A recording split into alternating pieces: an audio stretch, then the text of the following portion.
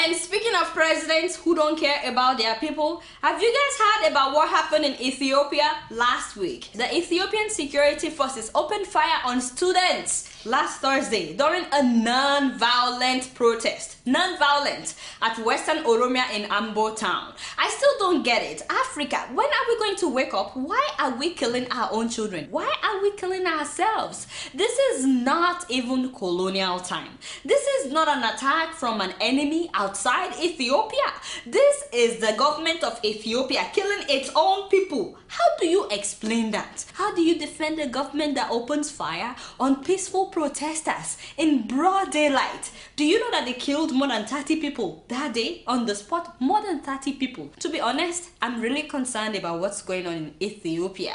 Are things really getting better? I mean, it wasn't long ago that they jailed those women that were protesting during a marathon. Remember that I talked about that? Women protesting as they were running. And not only that, just last Sunday, they jailed 6 bloggers and 3 journalists. Now, bloggers, that just doesn't make sense to me. So that means you can't even blog anymore. There is no freedom of blogging. Tell me, if there is no freedom of blogging, what freedom do you have? You don't have to be a journalist to blog. It's your right to blog about whatever you want. But now they are saying you can't even blog. So they jailed 6 bloggers and 3 journalists. Of course, they've been jailing journalists for a long time, you know, even journalists who have terminal diseases. There's this female journalist that has breast cancer. They jailed her. There's another male journalist that has kidney problems. They jailed him.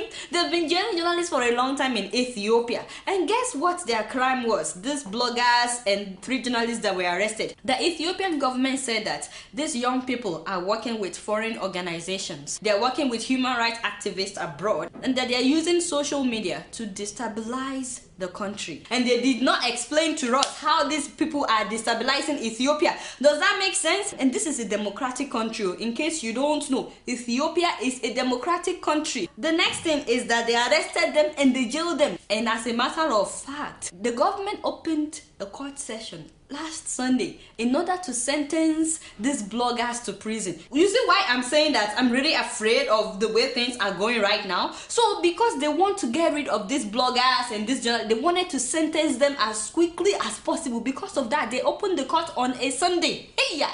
How can you not have freedom of press in a democratic country? It doesn't go together. Ethiopia. So now people can no longer protest because they may open fire on them, and you can no longer blog because you may be arrested. It doesn't even matter what you're blogging about. They can come up with an excuse about how that can destabilize Ethiopia. I honestly hope that the government of Ethiopia would wake up on time and have a change of mind before it's too late. You can't keep going like this, and don't think that this is only affecting Ethiopians. No, the whole of Africa. It's a ripple effect. What is going on in Nigeria right now, I'm sure it's affecting neighboring countries. It's affecting so many things. When Boko Haram can kidnap 200 girls and get away with it, you understand what I'm saying? So this is not just about Ethiopians. This is about all Africans. Honestly, it's not worth it. All the things that they are doing, it's not worth it. You are doing more harm than good. So many countries are looking up to Ethiopia, so we need to get it right. Now, to all my Ethiopian brothers and sisters, please don't keep quiet. I believe that change will come. And my deepest condolences, you know, to all the people who have lost somebody in the recent shooting. It's so sad. I can't even imagine what you're going through. Let the government of Ethiopia know that the whole world is watching. Guess what? I'm just keeping it real.